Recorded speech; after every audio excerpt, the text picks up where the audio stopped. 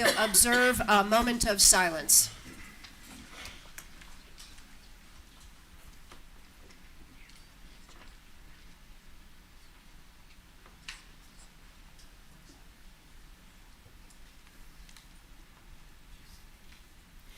Thank you. We'll start our evening with a presentation, commemoration of Joel H. Cowan's 90th birthday with an online exhibit. And first up is our library director, Jill Prouty. Thank you. It's an honor to be here tonight to unveil the latest exhibition on behalf of the Joel Cowan History Room at Peachtree City Library. The Joel Cowan History Room was established in 1987 under library manager M.T. Allen to collect and preserve documents and artifacts pertaining to the formation and history of the city of Peachtree City and the surrounding area. We've done a lot of collecting over the years, but our latest push has been to make these items publicly accessible. First, I'd like to thank Rebecca Watts, the librarian who really kicked off the effort to identify the items in the Joel Cowan History Room, and especially to all the volunteers, including those who conducted and or transcribed the oral history interviews from over 20 years ago, and that includes Mary Maud Heaston. She's somewhere here. There she is. Special thanks to the Friends of the Peachtree City Library for supporting the work that goes on in the Joel Cowan History Room, including the purchase of supplies, and to Lee Eltzroth, I don't know if she's here tonight, for creating, she spent a lot of her personal time creating finding aids, many of which have been added to our online repository. I'd also finally like to thank Charlie Nelson for his boundless enthusiasm for local history and his willingness to share his knowledge and resources. So out in the lobby, and I believe we have some over on the table here, if you picked up one of these cards, this lists our digital resources on the back. There's a QR code at the top that will take you to the webpage for the Joel Cowan History Room, and you'll see links to all of these URLs on that page. So I am going to, I'll take this. Can I take this with me? Are you able to project it?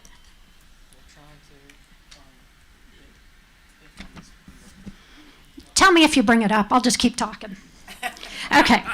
So tonight I want to draw your attention to our new online exhibit titled The Development of Peachtree City, a New Town for South Metro Atlanta. This exhibit attempts to tell the story of the founding and development of Peachtree City in no more than 15 slides. A lot of people were involved in Peachtree City's development, too many to mention in this exhibit. What we've tried to do is pare down the story to its essence with a focus on the early years. There will be a link added for a who's who at a later date where we will include others such as Bob Bivens, Miriam Fulton, and others up through the later development under Doug Mitchell, including Jerry Peterson, Rick Schlosser, and many, many others. So the work is not done. We will keep adding to it. History is a tricky thing. Many claim to have the definitive history on a variety of subjects, but I'm here to tell you, history isn't ever definitive. That's why historians continue to write books on significant historical events such as the founding of our nation. History is never really settled. I think most people now accept that even eyewitness testimony can be problematic. You can have two people witness the same incident and tell two completely different accounts. The best we can do is study the resources available, especially the primary sources, and contextualize and synthesize the information to try to draw some conclusions. So, all that said, we are here tonight to honor Joel H. Cowan. And I think most people, not all, but most, who know something about Peachtree City history can agree on the following. Peter S. Knox, Jr. of Thompson, Georgia, was the visionary behind Peachtree City, and Joel Cowan was the person he hired to carry out his vision. Many people called Joel the founder, as do I. I use the word founder in the boots-on-the-ground sense. He lived here. He managed the project. He raised his family here. He had skin in the game. He spent a lot of time around the pot-bellied stove at the old McWilliams grocery store, soliciting advice from locals, including where to dam up Flat Creek to create a lake. Joel put in a lot of sweat equity with the help of his cousin Chip Connor, who became the city's third mayor and for whom Spyglass Island was renamed 2 weeks ago. The two of them bulldozed the city's first residential street, Hip Pocket, and built the second dam on Lake Peachtree, the one that Joel designed himself and lasted for over 50 years until it was replaced by the piano key weir that opened in 2018, if you can believe that. And here's where I'll offer my personal slant on the history. After absorbing and synthesizing, that's a hard word, synthesizing all the information we've gathered about Peachtree City's history, there is no doubt in my mind that Joel was charismatic. Remember Mr. Knox, the visionary? He was so impressed with Joel that he hired him at 21 years of age, while he was still a student at Georgia Tech. I love telling our summer interns this story. Then when the money for Peachtree City ran out and Mr. Knox was kind of losing interest in it, Joel took it upon himself to try and find additional investors, eventually arriving at a businessman based in New York City named James F. Riley, Jr. You know Riley Field and Riley Parkway, right? Mr. Riley worked for Bessemer Properties, an organization not really interested in property in Georgia, but he took a shine to Joel. And the injection of capital from Bessemer gave the Peachtree City project new life. I also tell our interns about the importance of networking. There were many reasons why Peachtree City could have failed in those early years, like many other new towns in the United States. But Joel H. Cowan believed in it, and he convinced others to believe in it too. And here we are, and here he still is, 67 years later after the city was first chartered. And by the way, he turns 90 next week. Mayor Lerner, would you please join me at the podium? Did we ever get our screen? That's all right. That's okay. Take a card if you don't have one already and look at it at home.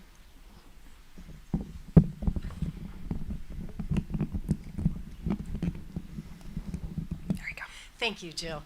Peachtree City is honored to formalize a proclamation for the Joel H. Cowan Day. Whereas, while a student at Georgia Tech in 1957, Joel H. Cowan caught the eye of Pete Knox, who hired him to oversee his Newtown project in Fayette County. And whereas Joel H. Cowan is known as the boots on the ground, founder of the city of Peachtree City, having moved into a Knox prefab home, is that true? A Knox prefab home on Shake Rag Hill in 1958, and working with Floy Farr to gain the trust of local farmers. And whereas he helped craft the legislation establishing the city, following its progress through the Georgia General Assembly in 1959. And whereas Joel Cowan served as the first mayor of Peachtree City, putting in sweat equity with assistance from his cousin, J.K. Chip Connor, bulldozing the first path that would become the city's first residential street, Hip Pocket Road. And whereas he used his ingenuity to design and build the city's second dam, again with the help from his cousin Chip, after the first professionally designed one had failed in 1961 in a massive rainstorm, am I right? And the second dam would last until it was replaced in 2018 after about 50 years. Joel Cowan secured funding to keep the development of Peachtree City afloat even when the situation looked bleak, searching far and wide for capital, catching the attention of James F. Riley, Jr. of Bessemer Securities Corporation in New York. And whereas he worked faithfully with organizations, both private and public, to establish both the physical and the social infrastructure necessary for a successful city. And in 1987, the Joel Cowan History Room at the Peachtree City Library was established to collect and preserve documents and artifacts pertaining to the history of Peachtree City, and tonight we recognize its new online exhibit. And whereas his 90th birthday offers a special opportunity to express our deepest gratitude and celebrate the enduring legacy and monumental contributions of this remarkable individual to our organization and beyond. Now therefore I, Kim Leonard, Mayor on behalf of the City Council of Peachtree City, do hereby proclaim June 23rd, 2026 as Joel H. Cowan Day in honor of his 90th birthday. And we encourage all who know him to join in celebrating his visionary leadership and legacy. Thank you.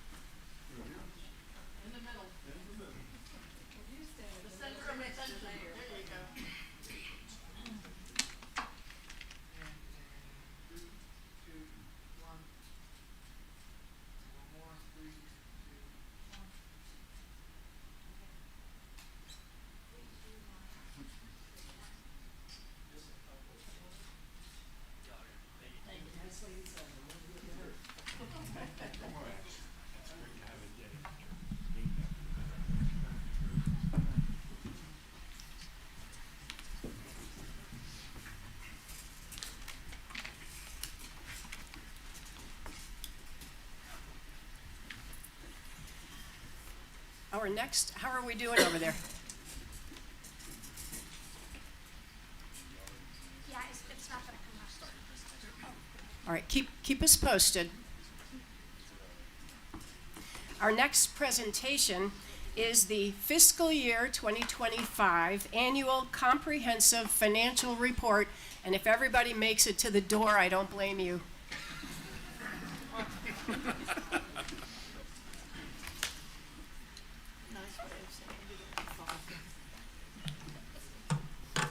Nothing wrong. I don't blame you either. So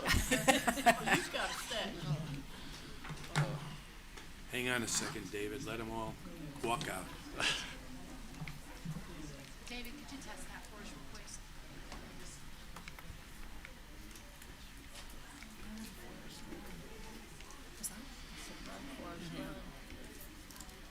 Lost half the crowd. More. That's good though. I mean, they were here for a good reason.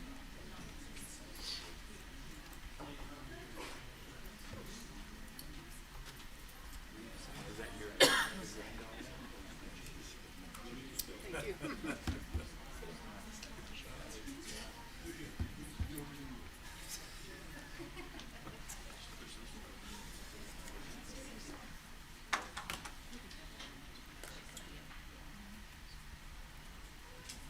We got issues tonight with the videos. Wow. Poor Jill didn't get her stuff put up there.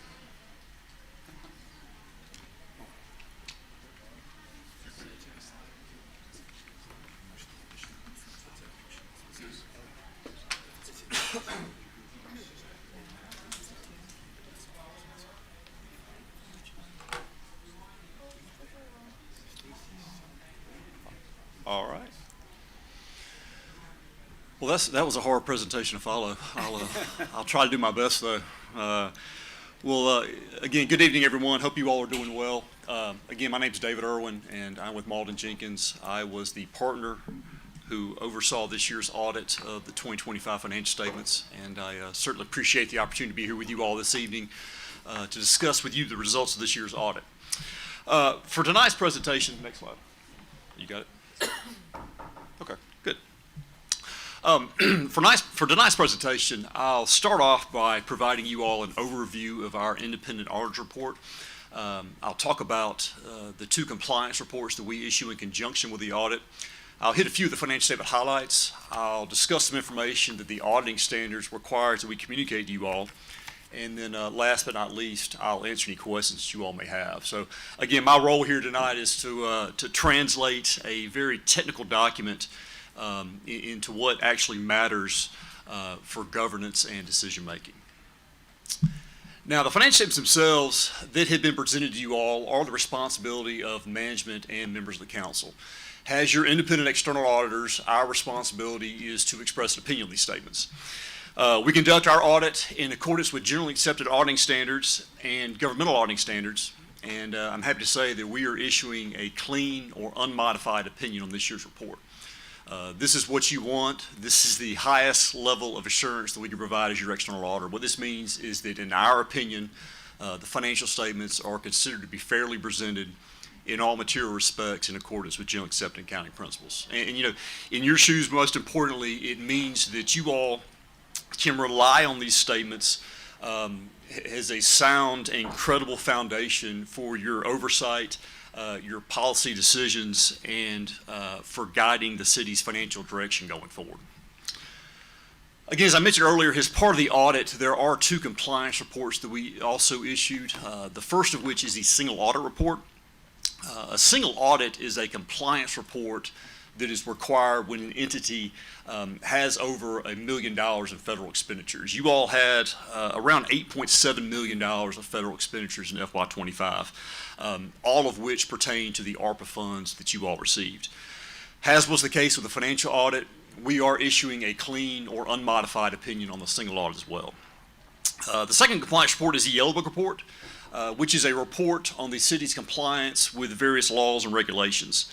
Again, very good news here. We noted no audit findings this year, meaning there were no significant deficiencies or material weaknesses in internal control that we identified during our audit.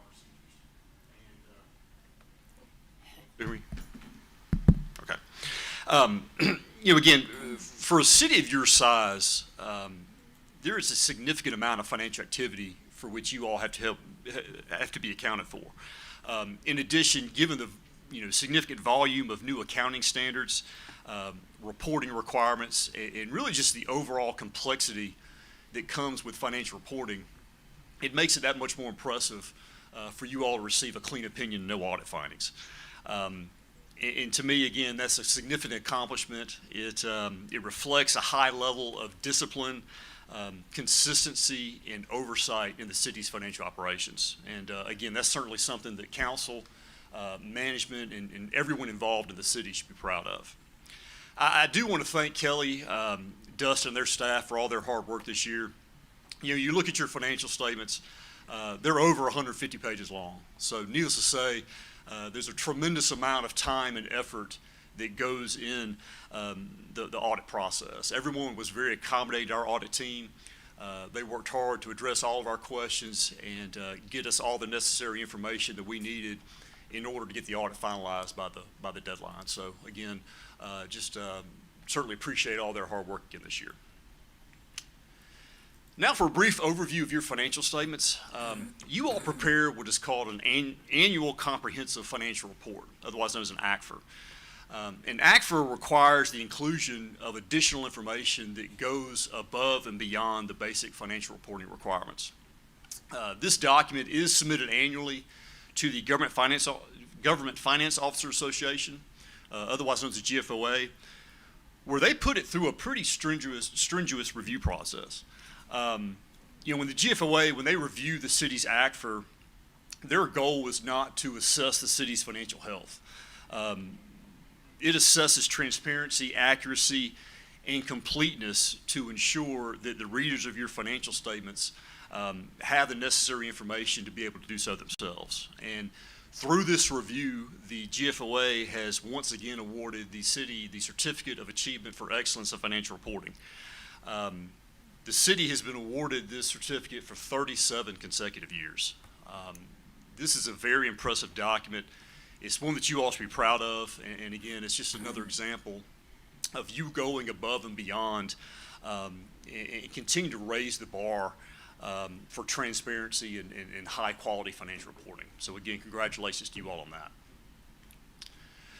Before we look at the financial statements, I always encourage everyone to spend some time to read through the Management's Discussion Analysis, otherwise known as the MD&A. This begins on page 5 of your financial statements. It's written by management. It really does a good job of bridging the gap between the technical financial statements and the story behind those numbers. This section highlights major changes, highlights trends. It provides side-by-side comparison of the past 2 years' financial activity. If you ever find yourself asking, why did this increase or what caused that change, the MD&A is typically where you'll find your answer. So again, if you can, please take the time to read through this section. Now, the city's basic financial statements, they're broken down into 3 components. The first of which is your government-wide statements. The government-wide statements, they provide a broad view of the city's operations in a manner similar to that of a private sector business. So rather focusing on individual funds, this section, all the financial activity is combined into 1 to 2 columns, depending on the nature of the fund. You have a column for your governmental activities, and then you have a separate column for your business type activities. So we have a slide here that summarizes the city's financial activity for the year from the government-wide perspective. But again, as you can see here, the city ended the year with assets and deferred outflows of resources of around $282 million. Of that amount, around $166 million are your capital assets, net of accumulated depreciation. Again, capital assets, that's the land, buildings, machinery, equipment that is owned by the city. You all had around $96 million in cash and investments at year end. Looking at your liabilities and deferred inflows of resources, they're around $47 million. Of that amount, around $28.8 million are long-term in nature, meaning they're not due within the next fiscal year. Revenues were around $103.7 million. That's an increase of about $13.4 million compared to prior year. Expenses were around $80.4 million, and that was a slight increase of about $1.4 million compared to FY24. So this resulted in an ending net position of approximately $235.5 million, and that's an increase of around $23.3 million for the year. To break that down a little bit more, of that increase, about $7.2 million came from your business type activities, and around $16.1 million came from your governmental activities. So, again, all in all, a good year from you all from an NEY perspective. Your balance sheet is strong. You're in a good liquid financial position to pay your current obligations. Revenue growth outpaced your expenditure growth, which again contributed to the overall strengthening of the city's financial position during the year. So, again, when we look at governments from an audit standpoint, 3 of the things we mainly look at are liquidity, your operating results, and comparing that to your long-term obligations. And the city is in a really strong position in all 3 of those areas. So again, congratulations to you all on that. The second component of your financial statements are the fund level statements. This is what you all typically see throughout the year. This component focuses on individual parts of the city and reports your operations in more detail than that of the entity-wide statements. And of all the city's funds, if I'm in your shoes, my primary focus is the general fund. The general fund is the main operating fund of the city. It's where the majority of your revenues are received and funds expended. So we have a couple of charts here on the next few slides. This first chart shows the general fund's revenue for the year. Total revenues around $56.9 million. That's about a $3 million increase compared to FY24. Again, taxes obviously continue to be the biggest revenue driver for you all. It was around $47 million, and it accounted for approximately 83% of the general fund's revenues. And taxes, that includes your property taxes, your sales and use taxes, your business type taxes, and other miscellaneous taxes. A couple other items worth mentioning. City had around $4.1 million in charges for services and $1.8 million in licenses and permits for the year. So, when we look at revenues overall, revenue performance were consistent and in line with our expectations. This next chart presents the general fund's expenditures for the year by function. Expenditures totaled around $52.6 million. That was around a $5.9 million increase compared to FY24. Once again, no surprise. As is the case with most governments, public safety continues to be a significant expense. It was around $26.2 million, so it accounted for approximately half of the general fund's total expenditures. A couple other expenditure items worth noting. City had public works expenditures of around $5.2 million and general government expenditures of $12.1 million for the year. So when you factor in Other financing sources such as transfers to and from other funds, as well as the sale of capital assets, the general fund's fund balance increased by approximately $1.7 million for the year, for an ending balance of $35.6 million. So, again, overall revenues and expenditures were in line with budgeted expectations. Revenues were around $111,000 over budget, and your expenditures were $2.3 million under budget for the year. So, from a governance standpoint, this does indicate that you all manage your resources in a manner consistent with the financial plan approved by council. So, simply put, the city finished the year in a stronger position than you all originally projected. So again, more good news. Congratulations you all on that. This next chart shows the general fund's fund balance for the year, fund balance history over the past 5 years. And, I always think it's kind of helpful to step back and look at where you were compared to where things currently stand. And, to me, this chart tells a really good positive story. While there have been some fluctuations from year to year, overall fund balance has increased approximately 65% since 2021. That kind of progress, it doesn't happen by accident. It reflects disciplined budgeting, sound financial management, and again, it's something that really everyone involved in the city should be commended for. And as I mentioned to you all before, fund balance is not the same as cash sitting in a bank account available for discretionary spending. Fund balance is the difference between assets and liabilities, only a portion of which is cash. And again, more importantly, fund balance represents the city's liquidity, your flexibility, your ability to respond to cash flow needs, emergencies, as well as unanticipated expenditures. So we have a slide here that further breaks down the general fund's fund balance. Again, total fund balance was approximately $35.6 million. Of that amount, you all had around $650,000 this classified as non-spendable. Those are things such as your prepaid assets and inventory items. This is something that you cannot spend. In addition, you all had around $2.5 million as assigned fund balance, intended to be used for a specific purpose. In this case, this was assigned for next year's budget. And that leaves approximately $32.5 million left as unassigned fund balance to be used for city operations. And another thing to take in consideration when you look at your fund balance, the general fund incurs expenditures of approximately $4.4 million per month. So you all ended your fiscal year with an unassigned fund balance of approximately 7 months worth of operating expenditures. And that's a strong fund balance for a community with a September 30th year end such as you all. As I mentioned to you all last year, it's common for governments with a September 30 year end to be a little lean at that time because it's right before your property tax revenue is coming in. Your fund balance is oftentimes what we see for governments that have a December 31st year end. So, because at December 31st, you're just getting your property tax revenue and your fund balance increases. So, again, for you all to have the fund balance that you have, especially with you all being a September 30 year end, is really certainly it's impressive and it's something you all should be proud of. And not to belabor the point, but governments that don't maintain an adequate fund balance often end up reacting to financial pressures instead of planning for them. And when you have to react instead of plan, that can lead to higher taxes. It can lead to deferred maintenance. It can lead to borrowing. So, in other words, fund balance is the difference between being financially stable and living paycheck to paycheck.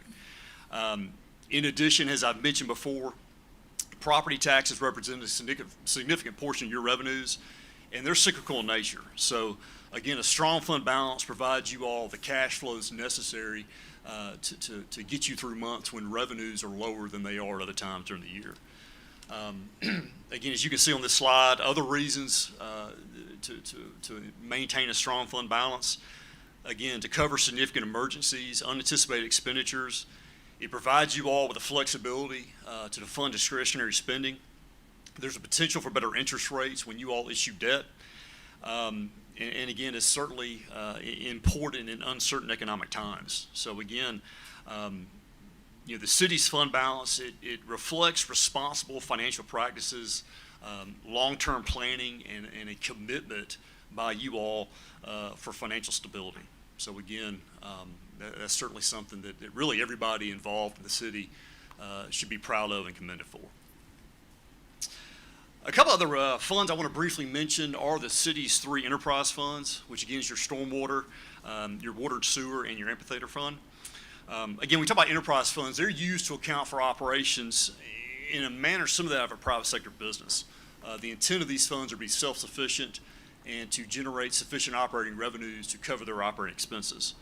And we have a chart here that shows the operating revenues and expenses for these funds.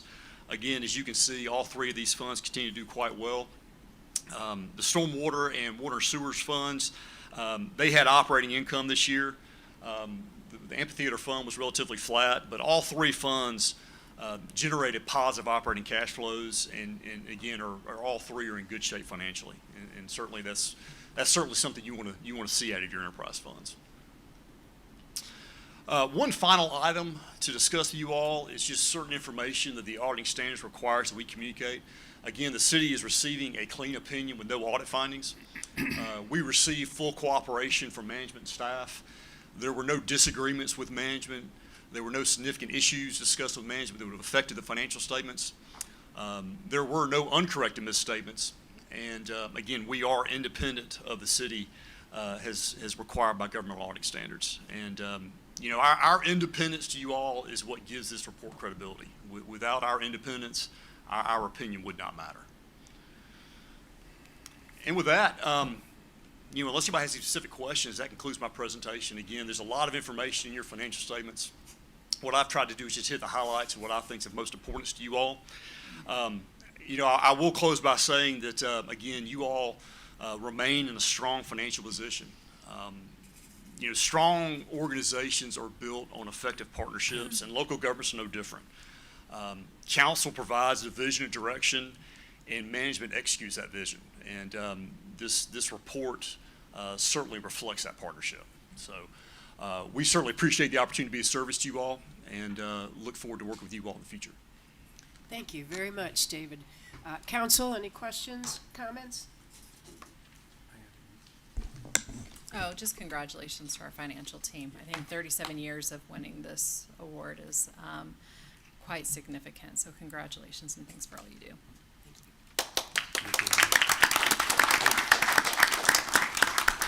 David, Oh. I got one question for you, Yes, sir. David. If you were to sum up everything it's 162 pages long, the report. And I'm glad it only got into about 10 slides. People will be going to sleep here.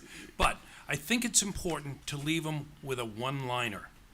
And I'm going to tax you with that one-liner that you would tell the citizens of this city about the financial strength and the way we manage this city. Impressive. Pride. I mean, this is an impressive report. Again, nothing but good news. Your fund balance history, that speaks volumes. You all are where a lot of communities would love to be. There was a reggae singer years ago called Bobby Farron. I don't know if anybody remembers him, but he's the one who said, "Don't worry, be happy." And I think that's a good message to give to the citizens. Don't worry, be happy, enjoy your life. We got things taken care of with a great staff and a good council. Thank you very much, Dave. Justin, is there anything you want to say about this report? It's pretty incredible. Yeah, I think David covered it all. We're moving. The one thing I will say is we're moving right from this report, and Monday we'll be going over next year's budget. So this is our financial focus time of year. We hope to continue with how we budget to maintain the city and the strength that it is. Thank And you. I will say that Mullen & Jenkins is a great partner as well. Thank you. Appreciate that. Thank you, David. Thanks for being Thank you. here.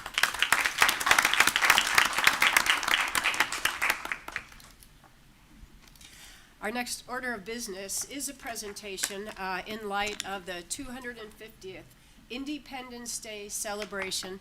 We have a proclamation honoring the 250th anniversary of American independence and the Peachtree City Liberty Tree. And I am going to read this into the record. It's a special year. Our staff has worked extra hard for a special selection of our Grand Marshal at our parade. We're going to have the best parade ever. We have the Georgia Mass Band coming again. We have an incredible fireworks and drone show scheduled, and a number of new events at Drake Field. So stay tuned on all the details. We have our recreation department and our wonderful staff to thank. Whereas on July 4th, 2026, the United States of America commemorates the 250th anniversary of the adoption of the Declaration of Independence, marking 2.5 centuries of freedom, self-governance, and the pursuit of liberty. And whereas the semi-quincentennial, I practiced that, semi-quincentennial provides an opportunity for Americans to reflect upon the courage, sacrifice, and vision of the men and women who secured our nation's independence and established the principles upon which our democracy was founded.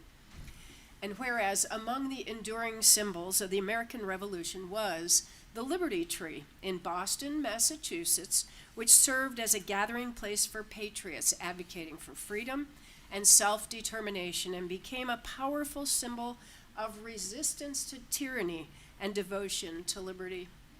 And whereas although the original Liberty Tree was destroyed during the Revolutionary War, its legacy continues to inspire generations of Americans to cherish and defend the freedoms secured through the sacrifices of those who came before us.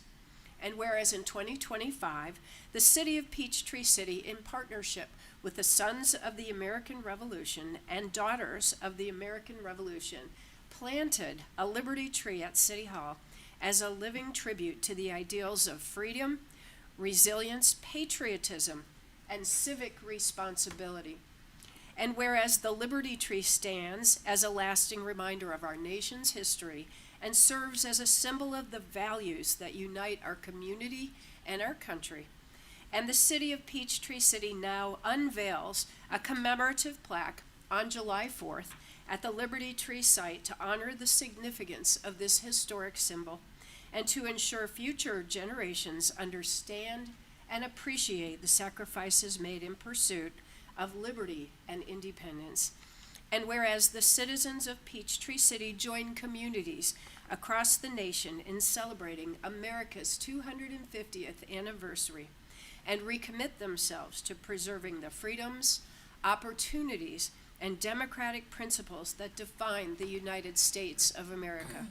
Now, therefore, I, Kim Leonard, Mayor, on behalf of the City Council of Peachtree City, do hereby proclaim July 4th, 2026 as America 250 Day and Liberty Tree Commemoration Day in Peachtree City, and we encourage all residents to reflect upon our nation's history, honor the sacrifices of those who secured our independence, celebrate the blessings of liberty, and participate in activities commemorating the 250th anniversary of the United States of America. So proclaimed this 18th day of June, 2026. Let's hear it.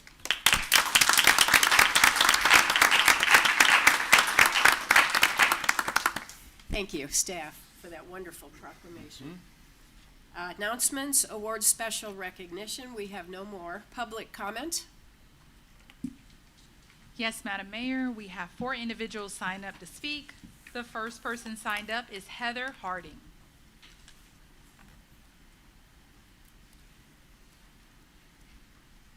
Good evening, Mayor Leonard and fellow council members.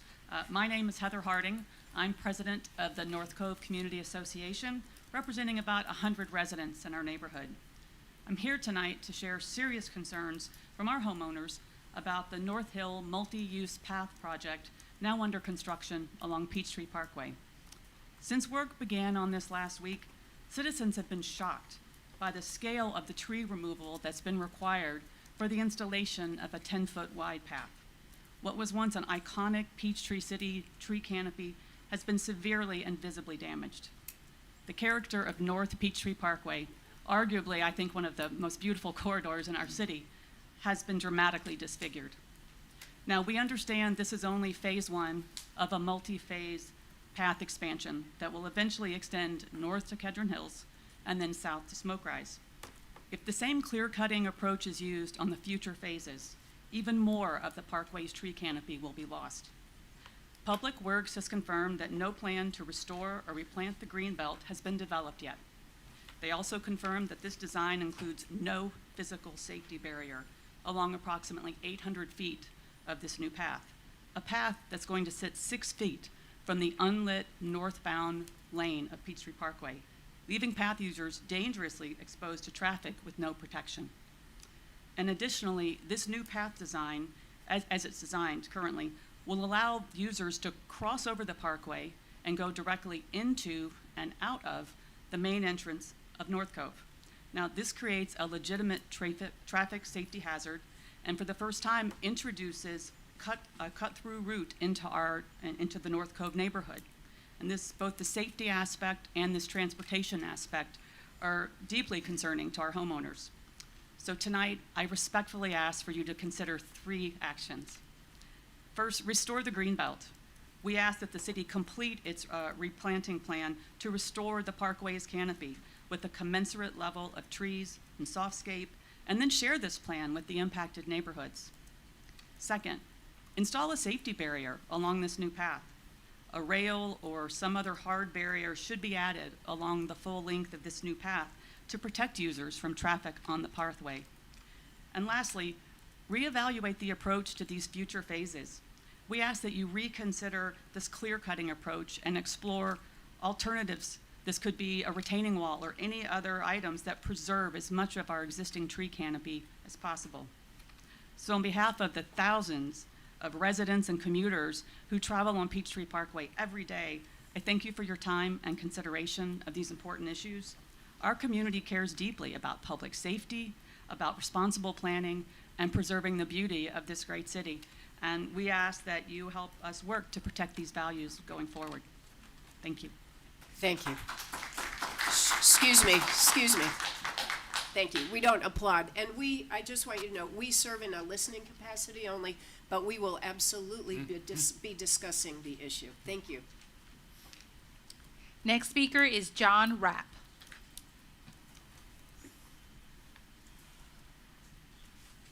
Good evening, Council. My name is John Rapp. I'm with Botero Carts. I'm here today regarding the new enforcement measures that have been taken by the city, which have caused a significant strain on our business. First and foremost, we understand and appreciate the city's efforts to improve safety on the golf cart pass and preserve what makes Peachtree City such a special community. The golf pass system is one of the city's most unique and valuable assets, and we fully support reasonable measures that help ensure its long-term safety and sustainability. That said, the recent enforcement measures have created significant challenges for our business. Based on current standards, a large portion of the carts currently sold throughout the entire industry no longer qualify to be registered with the city. For example, there are only 2 manufacturers who manufacture a 6-seater golf cart that qualifies to be registered with the city. There are only 2 dealers in the city who have the territory rights to be able to carry these brands, leaving every other dealer with no options. Overnight, we have lost 20% of our sales just on this single issue alone. Additionally, we have lost another 30% of our sales due to the weight restrictions placed on other brands we carry. I'm not sure what the whole weight restriction surrounds, but I'd be interested to hear the council's thoughts on differences between 1,300 pounds and a 1,500-pound unit. These outdated weight restrictions are not up to date with current industry standards, unfortunately. Dealers, with the exception of 2, simply cannot compete due to lack of options in the industry that fit these enforcement measures. Our future in this city looks bleak currently. Losing 50% of our sales is detrimental to any business. We will be forced out of business in no time at our current pace, affecting 18 employees and their families. We just signed a new 10-year lease at our new Moba Drive location, and the developer is going to be disheartened to know that we will not be able to follow through with our commitments to him due to these enforcement measures. Our local charitable and tax contributions exceed over $2 million in the short time since we have been here. That too goes away very soon if council does not hear my plea tonight. I thought it was very eye-opening listening to David talk about the finances. As a business, I think you think that you're just a drop in the bucket to your contributions, that the pot is much bigger than it really is. And seeing what I saw tonight, I realized that our business actually is a much bigger contributor than I anticipated. We believe the cart paths are one of the major reasons so many families choose to move to Peachtree City. Maintaining accessibility to safe, affordable golf carts is important for preserving the culture that makes this city so great. These restrictions have unintentionally limited local residents' golf cart options and created an uneven marketplace where only a small number of models can remain eligible for registration. In addition to limited consumer options, there will be many customers left with previously purchased carts that can no longer be warrantied or worked on if the selling dealer is forced out of business. This unintended consequence could leave thousands of residents with carts that have no value and no dealer able or willing to work on their cart. In closing, first, let me thank you for taking the time to hear my plea tonight. Our hope is to be part of the conversation moving forward and work collaboratively with the city to help identify practical solutions that balance safety goals with the realities of the current golf cart industry. We believe there are more inclusive measures that can help contribute to safety on the golf cart paths, and we would greatly appreciate the opportunity to discuss and contribute to the implementation of those measures with the city. Thank you for your time, consideration, and service to the community. We are grateful to be a part of Peachtree City and hope to be serving this community for many years to come. Thank you, guys. Thank you. Next, please. Nicole Braun.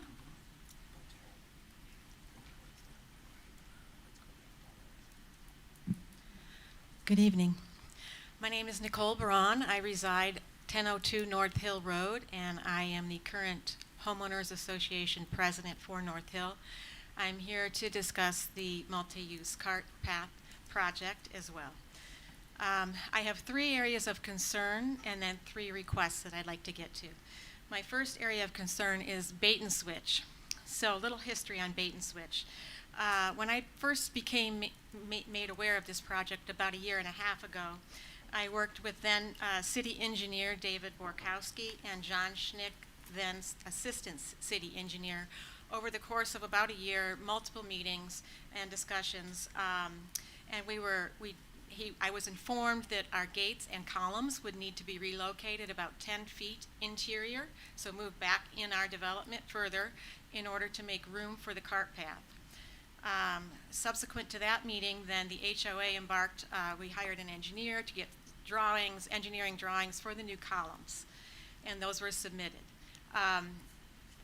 After a significant lapse in communication from those two, I reached out to the city and said, you know, what's going on? I was informed that those two were no longer employed by the city, and they weren't sure who was in charge of the project.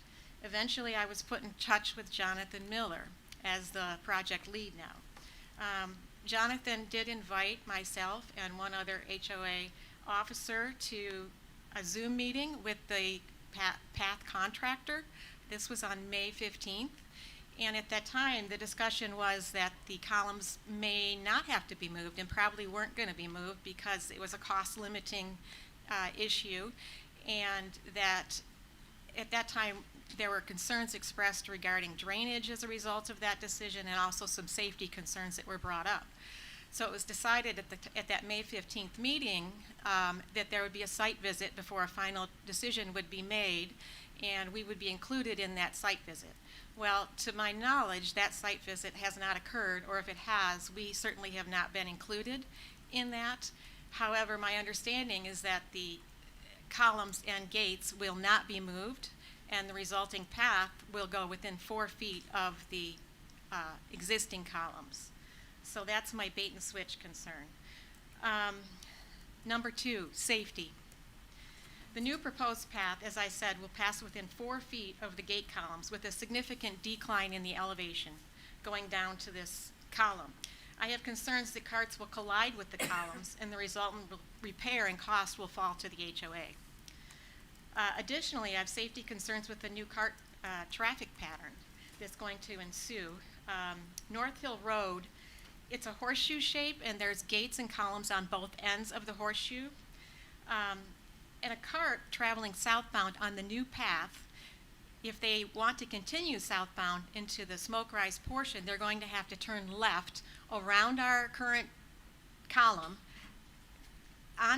into our road, head facing oncoming traffic, and then turning right onto the cart path. So my concern as a resident is I leave that curbed area going downhill. I have limited visibility. A cart could be turning left right in front of me, and I wouldn't have no visibility of that. So that's a major safety concern for me. Thirdly, aesthetics. Since project inception, the North Hill homeowners have voiced concerns about the loss of the green belt and resultant attenuation of the sound and visual barriers of the parkway. I have stood before this very council before and expressed these concerns and have been repeatedly assured that there is a landscape restoration project that would alleviate my concerns. As of today, Your time has expired.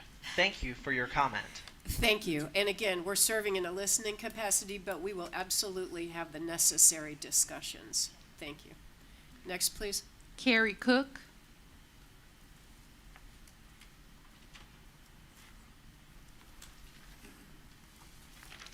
Good evening. My name is Kerry Cook, and I live at Lakeside Drive.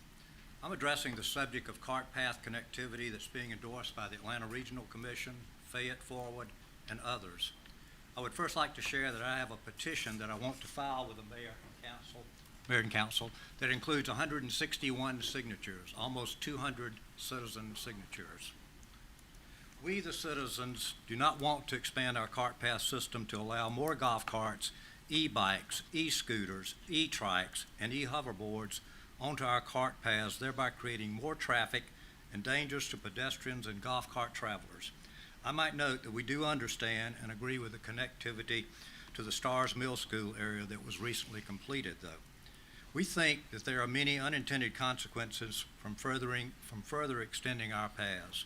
At present, for example, there are not enough police to monitor the cart paths and stop those who are speeding and traveling dangerously. I might note that while golf carts are registered and now display the registration numbers on the front and rear of golf carts, it's my understanding that e-bikes, scooters, and e-boards are not registered and do not show a registration so that a number can be associated with an individual. I just recently was collecting petition signatures at Battery Way down by the lake when a teen passed through at an excessive speed on an e-scooter when children and others were walking back and forth to get into the lake there at the boat dock. The individual did not slow down, and when I told him he was going too fast, he uttered profanity to me and kept biking through at an excessive speed. I believe that if further connectivity is sought to be moved forward by council, that the issue should be offered up to citizens in the form of a referendum to be voted on, and not a simple vote approved by Fayette County and the mayor and council. We respectfully ask for your attention to this important issue.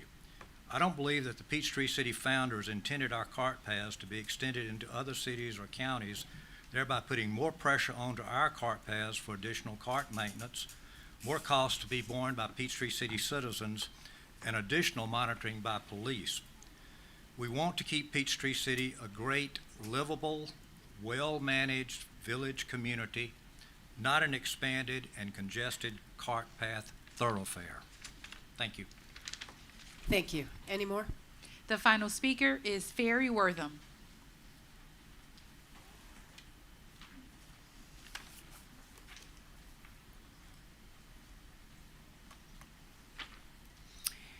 Good evening, Mayor and Council.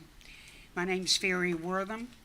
My husband, Joe Wortham, and I moved here in 1974. Our family was raised here in from 1974.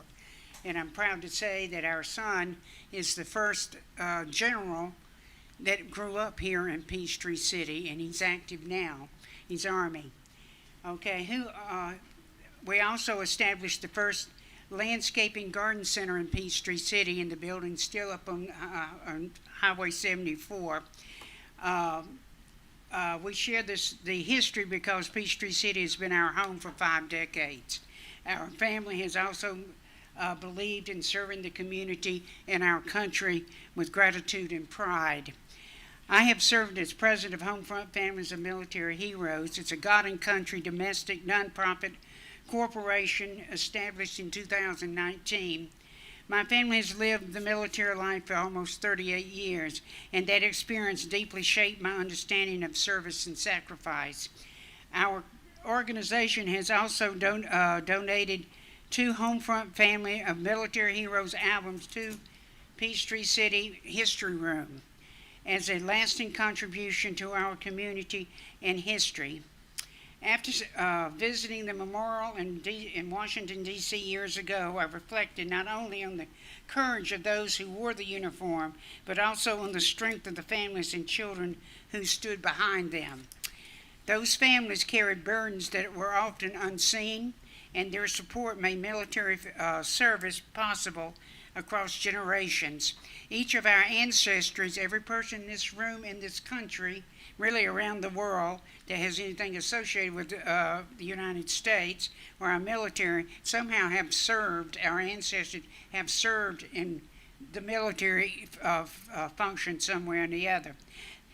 The key here is that the long endurance separation, hardships, death, uncertainty, frequent moves, disrupted careers, and the emotional weight of supporting a loved one through service and sacrifice, the wives and children have always carried that back. We are the backbone of this nation, while our servicemen serve overseas. Their strength holds families together, supports those who serve, and help preserve the values of duty, courage, patriotism, and commitment that protects our nation. This is why the monument, we're asking for a monument. This is why a monument matters, because there's only 2 monuments in the nation that honors family and children. And in talking with them, they said, "Fair, you get this up. We want a picture and put it in our main headquarters." That's the Gold Star Moms, if any of you are familiar with Gold Star Moms. So we're throughout the nation and the world. A monument is more than a stone or metal. It is a visible statement of what a community or country chooses to honor, remember, and pass on to future generations. In this case, I would recognize the faith, endurance, devotion, and sacrifice of military families and their children, and families people who have also served our nation in meaningful ways, either if in service but are not always recognized, which the wives and families are never basically recognized. Our organization is seeking support for faith, family, and freedom. That's our motto.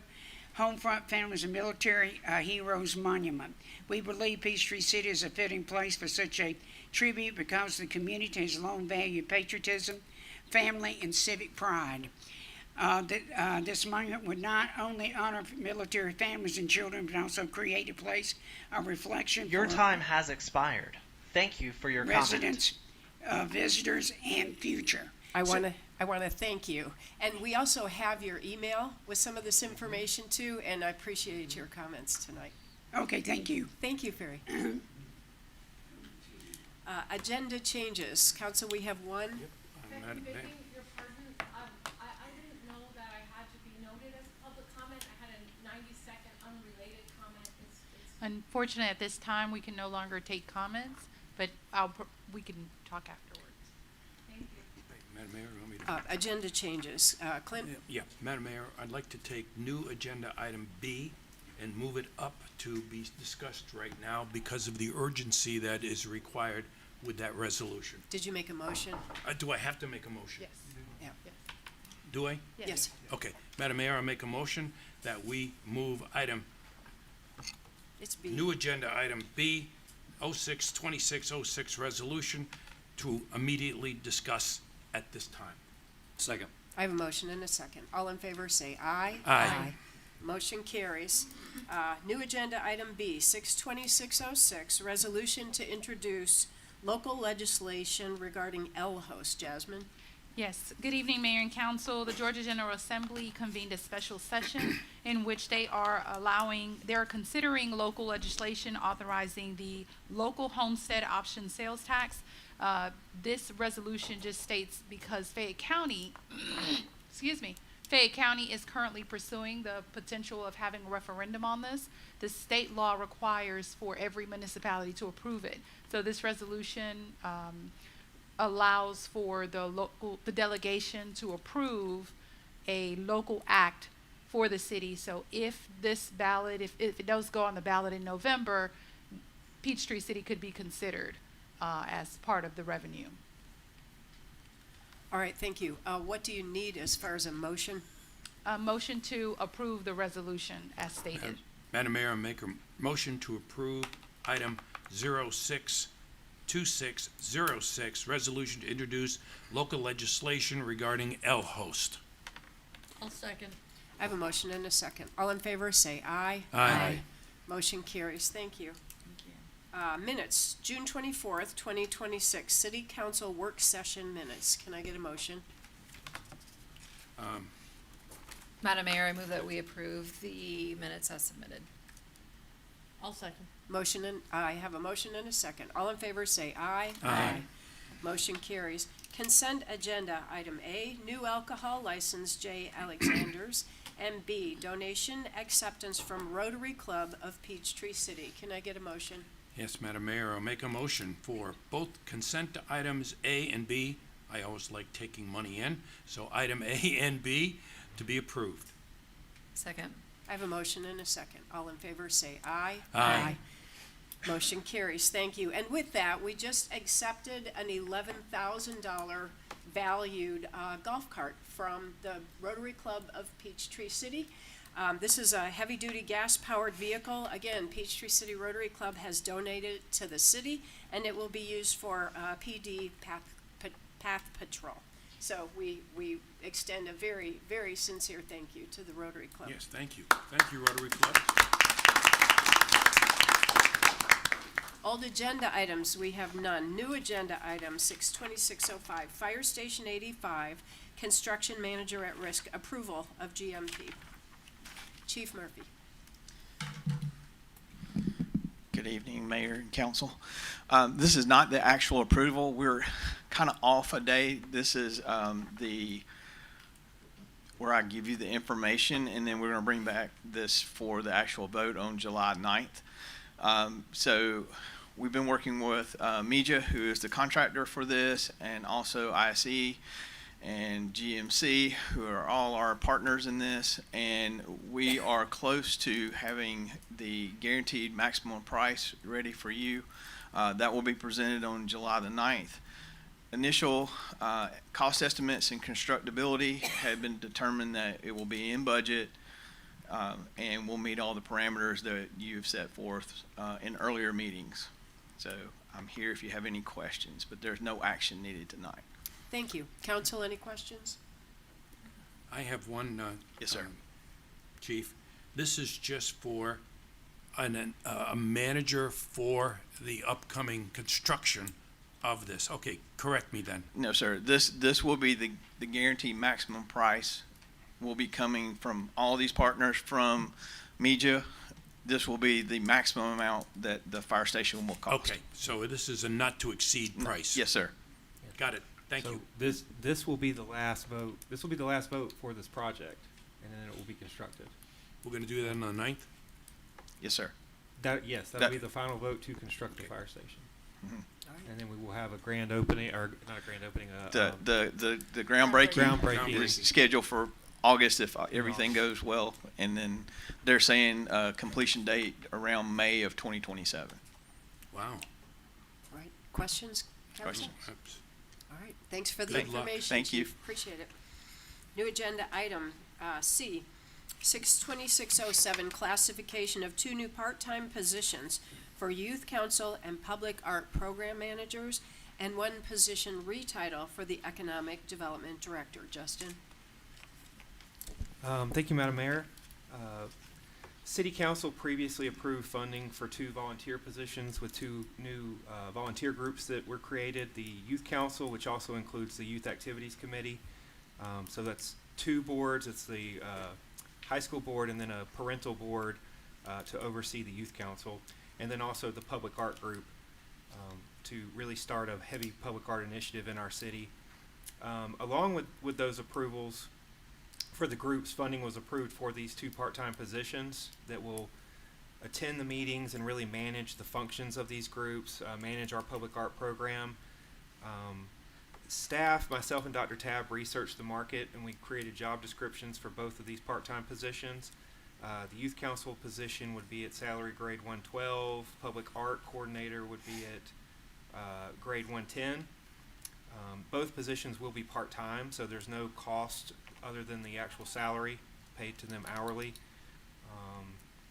And then, so beyond these 2 part-time positions, to put them into the pay scale, we also are recommending retitling of the Economic Development Director position to Destination and Economic Development Director.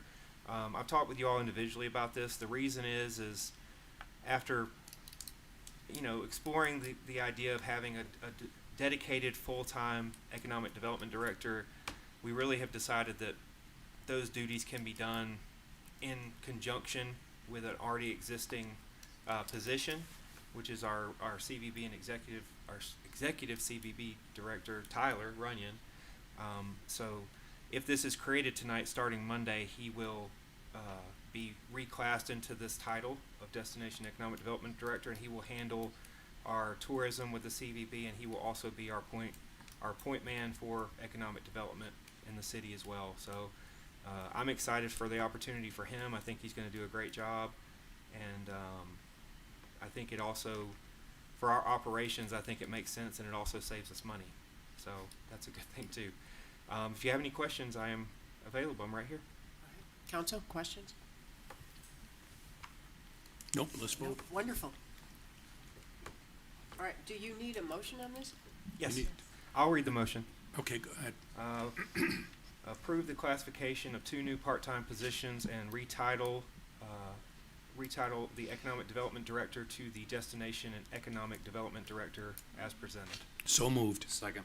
I have a motion and a second. All in favor, say aye. Aye. All opposed? Motion carries. Thank you, and Congratulations, congratulations. Public hearings. A, 62608, text amendment to the sign ordinance, specifically Chapter 66, to allow halo-lit, reversed, backlit wall signs. Shayla Reed. I'll read the protocol. When the public hearing is open, members of the council will become hearers. No action on their part is in order until the mayor declares the hearing complete.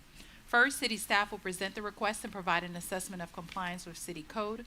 The mayor will then allow up to 10 minutes for speakers on each side of the issue to present evidence. No individual member of the public will be given more than 5 minutes to speak. Time limits may only be extended by a majority vote of council and will be divided equally between those supporting and those opposing the issue. The mayor will recognize the applicant and those supporting the issue to present evidence. Remarks will be limited to a total of 10 minutes. The mayor will then recognize those opposing the issue to present evidence for up to 10 minutes. Prior to closing the public hearing, city staff and the public will be given the opportunity to ask questions of either or both sides of the issue. When the mayor and council are assured that the presentation of evidence is complete, the public hearing shall be ended, and council may then debate the issue and render a decision. All speakers from the public are asked to follow these rules. 1, please wait to be recognized by the mayor. 2, come to the microphone and state your name and neighborhood prior to making remarks. 3, keep individual remarks under 5 minutes and do not repeat comments. And 4, address all comments to the mayor. Thank you. Shayla. Thank you. Can you hear me? Awesome. No. Okay, thank you. So the item before you tonight is a text amendment. As mentioned, there is a sign requirement request that we have for halo backlit lights as a wall sign. And so you may recall that this was initiated in your February 27th meeting. It was sent over to the Planning Commission on April 27th. The item was deferred until June 8th, where the recommendation will be coming to you tonight. And tonight we're making having a discussion regarding what would be next for that item. So as you're seeing here, this is just an example of what the halo backlit lights appear to be. I will share that in Chapter 66, it establishes the rules for signage, and interior illuminated signs are in fact prohibited within our codes. So staff has identified that in conversations with applicants, there is a master program that some businesses have that allows for the master sign programming to have different signage than some other businesses may have. And so just to give you a little example of that, we have a master sign program that if you have multiple occupancy development, for shopping or industrial, you're able to have a list of signage that the city has agreed to allow. Those businesses are as before you here, and if a business falls within that category, if they have halo backlit lights, they have been allowed. So with that being said, we have examples of halo backlit in the city. So we've taken the opportunity to go out and have conversations with businesses to see more detail regarding the designs that were used in designing those particular signs. And from there, we started a conversation on if we were to amend our codes, what would that be? That would be a definition revision where halo lit reverse channel backlit wall signs are created here with the sample language in red. And then instead of allowing internally illuminated signage to be completely prohibited, we added language or suggesting language to allow for the halo backlit signage to be allowed as an internally illuminated sign. And then furthering your sign code for retail, commercial, office, and industrial, there is a wall sign provision there. So we thought to add information to what extent. There was a lot of conversation in the Planning Commission to what temperature or color would the lights be. And so staff went back and did research. Again, we went out and researched and had conversations with existing businesses in the city and found a particular business that had a, aesthetically pleasing sign. And we reached out to that company and found out what lumens or kelvins that particular sign had. And we found that to be what we would suggest to be the max. And did further research and had other conversations just to ensure that it wasn't too bright or too light. So with that, that would be the suggestive language that staff would have for you today for the temperature and color. With that being said, Mayor, that concludes my report. Thank you. And with that, this is a public hearing. I hereby open the public hearing. Is there anyone who wishes to speak in favor? Seeing none, is there anyone who wishes to speak in opposition? Seeing none, I hereby close the public hearing. Council? Shayla, I have a question. Yes, ma'am. Where it says that the wall signs may be flat against the wall or pinned away from the wall, but in no case project more than 15 inches from the wall surface. Mm-hmm. Is that like a predetermined size depth for existing signage that we already have that's attached to the wall? Or No. is there some other reason for that measurement? It's just, well, one, that's a pre-existing language, and that's just identifying how far out your signage could go, giving it a max, because sometimes you could probably project a little too far.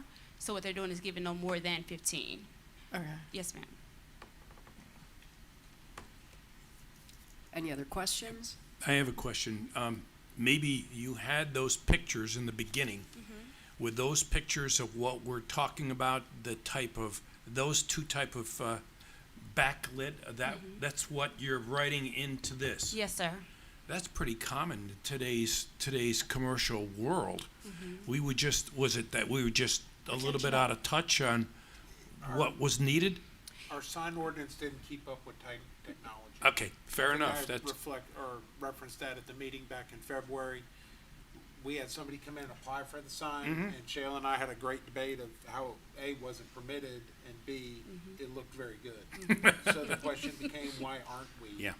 permitting this? And then we realized that we just need to update it to allow this, because we agree the appearance of these signs has come a long way from the old internally illuminated signs. the kind of the neon type sign, And there the are old already, days. there are already hundreds of them in the city as well. Okay, so now it's all legal, and that's going to be one of the choices they'll have when they put a sign up. It's also going to allow these signs in areas that don't have a master sign program Correct. adopted. Correct. Good. That's the biggest loophole that we're closing.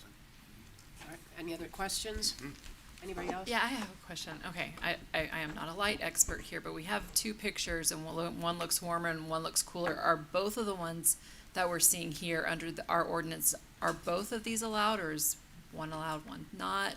So What is those- look here that we, So those aren't the examples that the lumens would match. I will say that the lumens that we are looking at, if you've had a chance to see Chick-fil-A, those are the numbers that we're using to match their signage. And they have a very calming color that's not too bright for the, it's not projecting outward, so it has a very soft look to it. So if you've had a chance to see them in the night, you'll see that.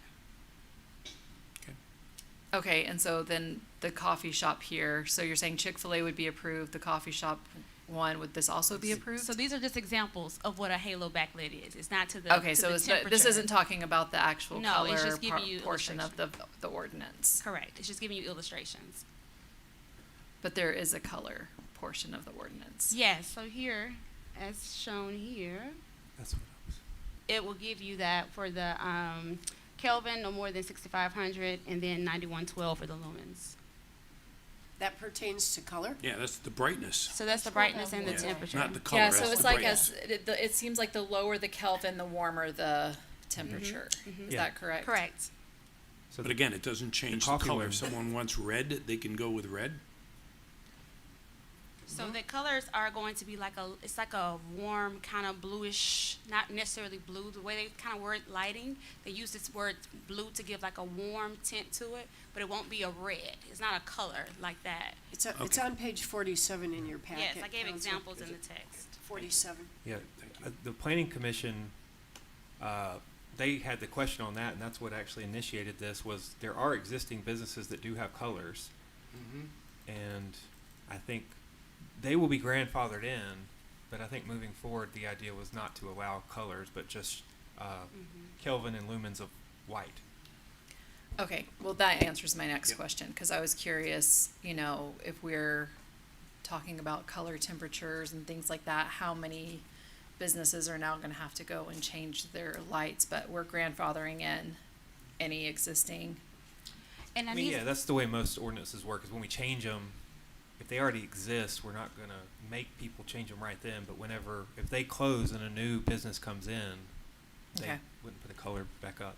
If I might also add, there's a sign program that may allow for the colors to have different, variations within that sign program. So I need to remind that, because that is something that we will need to discuss, because whatever changes we're making across the sign ordinance would not apply to those that have sign programs.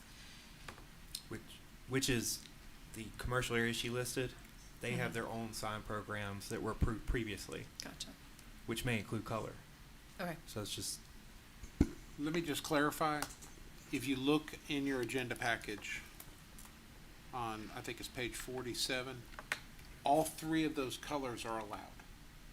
So the warm white, and cool white. Yes, There. it can exceed the cool white, which is 6,500 kelvins, the way the proposed ordinance would read if it's approved.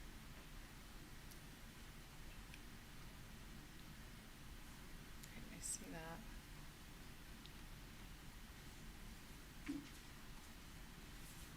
So that's 6,500. That's the maximum you would get under what the draft that's in front of you. Okay.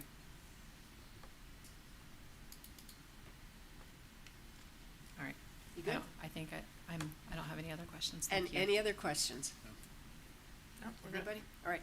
I need a motion to approve the text amendment to the sign ordinance as presented. Madam Mayor, I'll make a motion to approve 062606 text amendment. 08. Does that say 8? 08 text amendment to the sign ordinance, specifically chapter 66, to allow halo lit wall signs. I'll second. I have a motion and a second. All in favor, say aye. Aye. All opposed?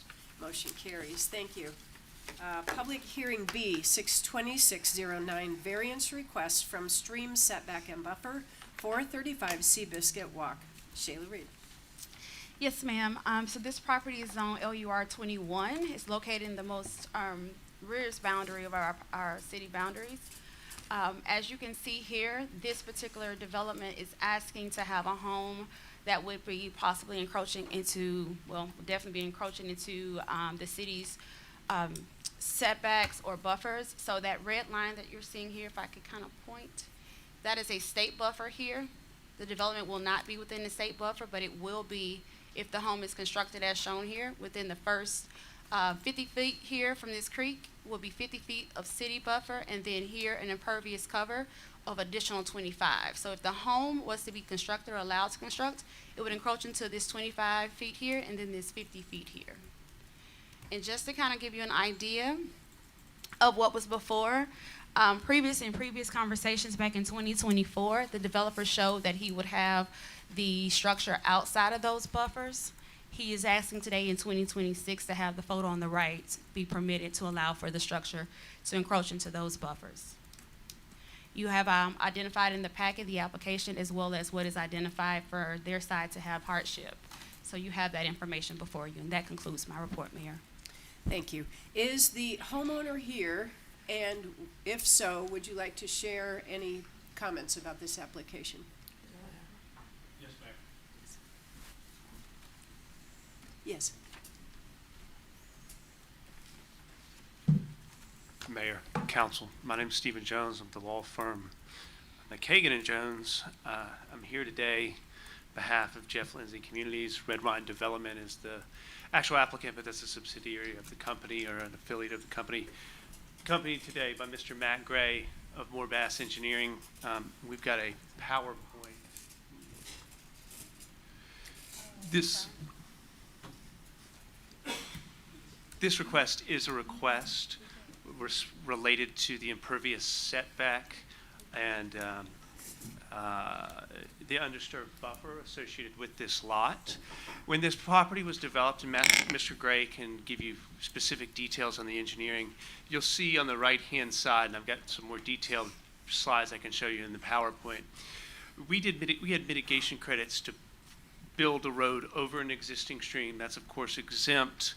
And then we pushed that stream further south. We had plans to construct a home, as staff said, outside of the impervious setback and the undisturbed buffer. However, purchasers came along that loved this lot and loved a home plan and wanted a plan on this lot. And they're here today, and they'll speak shortly in the in favor portion of public comment. But to make that fit, we really had two options here. One is to reduce the impervious buffer and setback. Two would be more environmentally intrusive, and I can show you on a more detailed slide, but we would actually have to go into that buffer further with additional mitigation credits, cut that stream further down, impact those wetlands that are further south, which would be more environmentally intrusive than what we've already done. In that slide deck, if we're... Yeah, I apologize. Unfortunately, due to security issues, we do not allow external devices to be connected to our system. Okay, then. Well, I did have a slide, Mayor and Council, that showed that when we went and we disturbed this lot, we disturbed, pursuant to our LDP plan, which was approved and authorized by the city, to disturb that entire area that's within that buffer. Our limits of disturbance were in that area. So that was, right, all pursuant to an approved LDP, but the way that stream sits, because we didn't want to mitigate it further down and we didn't want to intrude onto it further into that wetland, we left it where it is. We only cut the stream back and piped it to the extent necessary to put that road in. What the result is that where that stream now sits puts that setback and that impervious buffer into that lot. And so for the purchasers and the home buyers that love the lot and love the plan, to get that house to fit on that lot, we do need this variance. Without the variance, the alternative, as I said, we would have to further intrude and further bring that stream south and impact it further, which is a possibility, but this is the least environmentally intrusive mechanism to do that, as opposed to, again, further impacting that wetland and further impacting that stream. So it's really kind of a trade-off, right? It's a regulatory fix versus a land development fix. And Matt, if you want to come up and tell me if I butchered that explanation of the engineering or not, please do. Matt Gray, I'm with Moore-Bass Consulting. I'm an engineer. just talking about this on the dashed solid line that you see the red buffers starting from on there have been already disturbed areas during the construction of this subdivision. If you go out there, the full proposed site out there,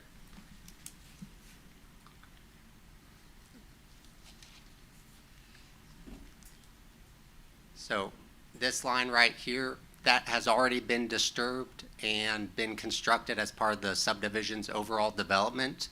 That was permitted. We did mitigation credits. It's a lengthy, extensive process through the Army Corps of Engineers.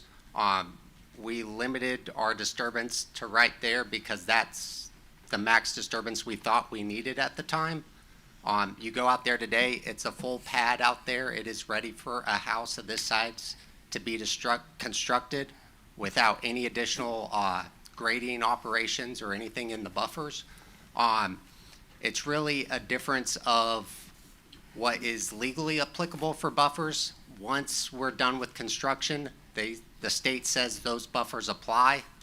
The roadway right here is in the city's buffer. Those are exempt per state rules for construction activities. But this lot right here is not exempt. We realized that really after the fact. It's a very technical process. I did not do the permitting for the mitigation credits. That was done by Laura Benz, who does environmental permitting for developments like this. So in my mind, it's just a difference of we've already done the work, the disturbance is there. It's not an undisturbed stream buffer in this area. Right here, down here is an undisturbed stream buffer with natural vegetation, but this is just 3-to-1 graded slopes per the erosion control plan of Mill Farms subdivision. So that's just some of the background on it. Yeah, so the alternative that if we didn't have to go through this variance process during the subdivision construction would have been coming down here, disturbing this much more wetlands, paying for that mitigation, paying for a stream buffer, and then that buffer would start at this point and be outside the lot. The way we drew it up was the least environmentally impactful design at the time, and that's why we're coming before you tonight asking for a variance from that buffer.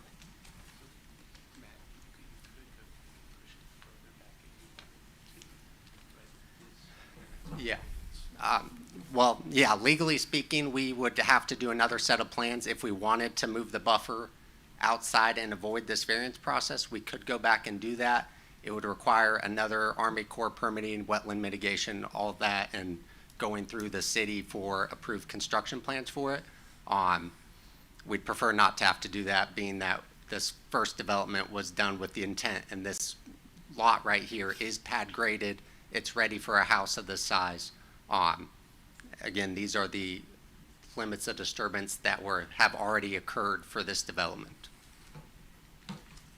So, Matt, Mayor Council, I just want to clarify I understood. Matt, what you're saying is that if you went back and redid land disturbance to push that buffer further back, that would cause, you would have to do land disturbance within the wetlands and within the existing buffers. That's correct. It could be pushed back. That is correct, yeah. Just as we did for the initial set of construction plans. Thank you, Mayor. Thank you, Council. If you have any questions, be happy to answer those at this time. Yeah, don't go too far. Thank you.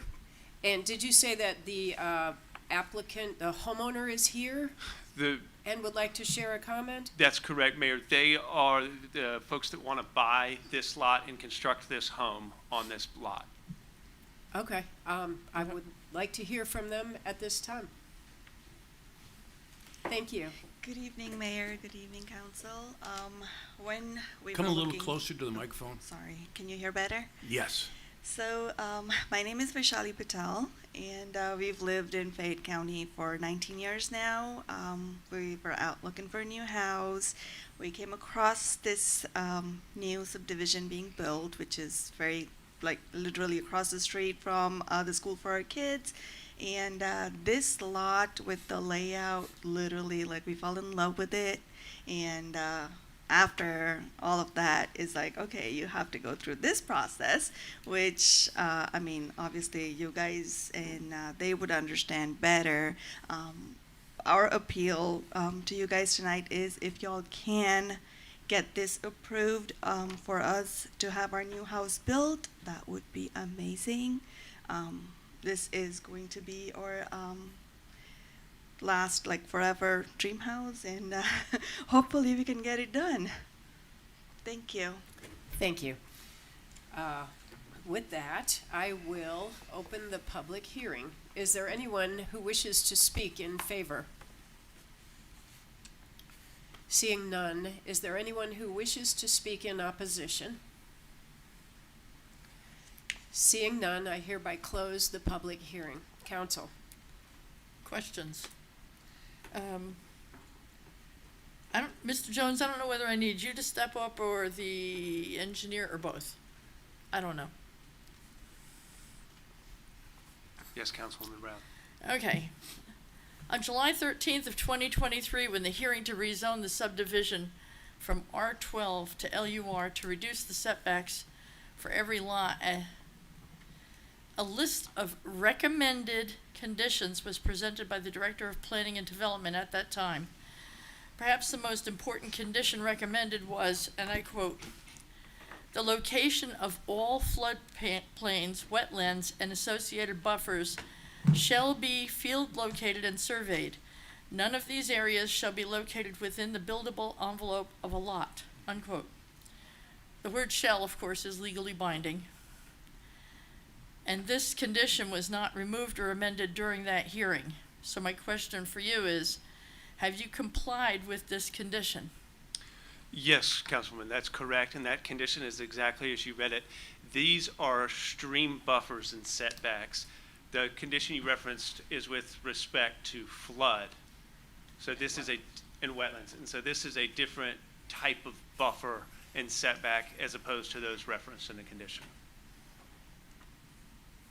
Say that one more time. Make that distinction again, please. These are stream buffers and setbacks. That condition references flood and wetlands setbacks.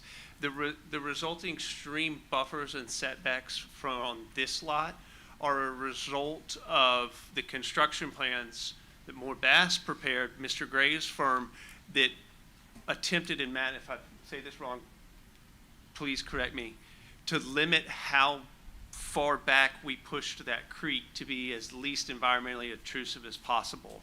That creek could have been piped back further that would have pushed those setbacks and buffers further. I think that still is a possibility, but the requested variance here is to avoid the intrusion into those environmentally sensitive areas that would require to push the creek further back. Did I say that well enough? That's correct. Okay. So we're asking for the regulatory variance so that to avoid the environmental impact that would be required to physically push that creek further south. And by what is it okay if I jump in? And by what authority does that stream get relocated or pushed back or paved over?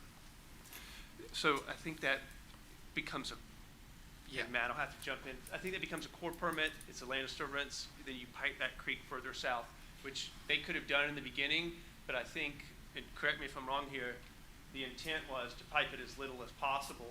Then after post-development, when those streams were field located, that buffer and setbacks were drawn around it. Is that Yes, fair? that's correct. We did minimal disturbance as possible to allow for this development. This issue really came up at final plat where the buffers, the city engineer at the time came back and said the buffers still apply. It was our understanding that if you can go in and grade and disturb and put silt fence, do your pad grading, that the lot would be allowed, but it was really at final plat, all these items came up for the unexpected buffer still being applicable to something that's already been disturbed. I've always dealt with stream buffers in being a natural state. This development with the disturbance is no longer in a natural state, in my opinion. And I think that's a very poignant point is the lot was graded, pad graded during the land disturbance permit process. So you've got the 50-foot undisturbed vegetative buffer that you can see there. There was actually disturbed, and then in final plat, they relocated that stream, and then a buffer went back on top of a lot that was already disturbed legally. So it's kind of this after the fact regulatory stream buffer that's imposed upon a lot that was legally developed. And so the options here are to physically push that stream further back, or the requested variance here. Is that fair? Yeah, you said that one. Did I hear you say the slab is poured? The lot is slab graded, so it is Graded. ready for, and the limits of disturbance are basically Yeah. that dotted line that you can see. If you've been out there, houses that are being constructed, but all the unconstructed houses are out there are what we call pad graded. They are ready for a house to be built with essentially the builder coming in with his material, not needing to bring heavy equipment or anything like that. You wouldn't be able to identify anything different about this lot than all the other lot sizes out there. So, go ahead.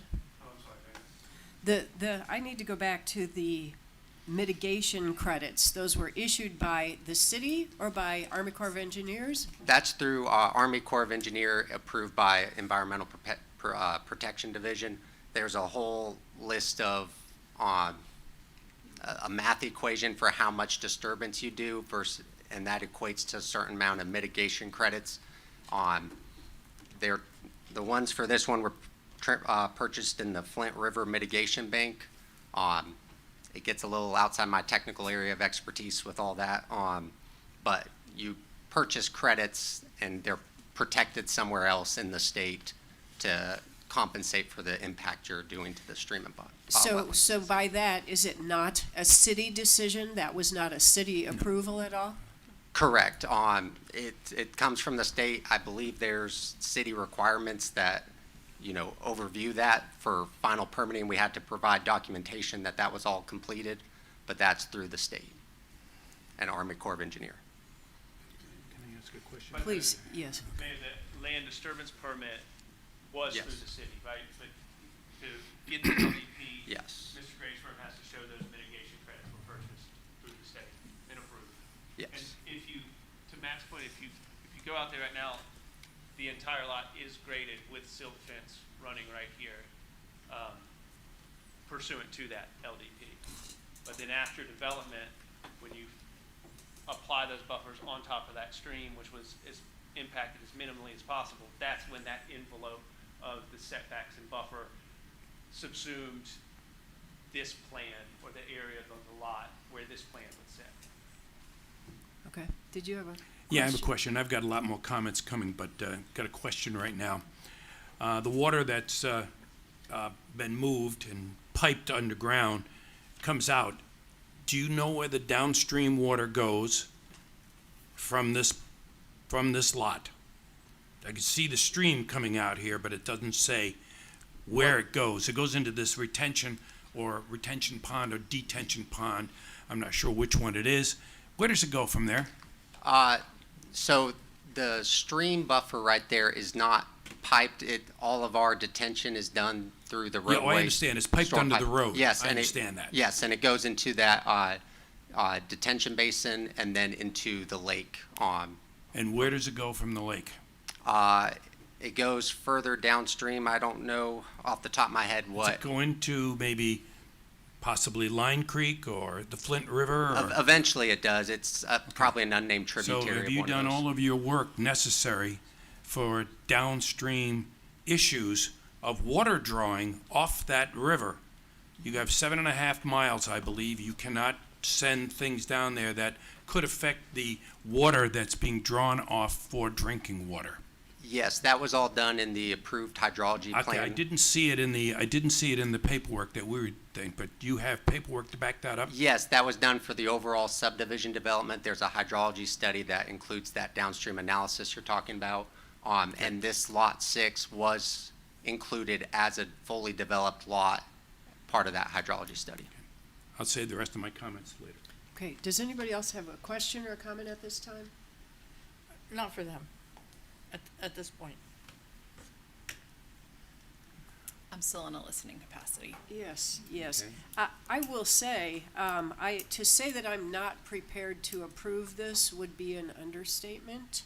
However, I'm concerned about the claim that without this, they would have to move the stream and further the negative environmental impact. The last thing any of the five of us want to do is to exacerbate what looks to me to be a difficult situation.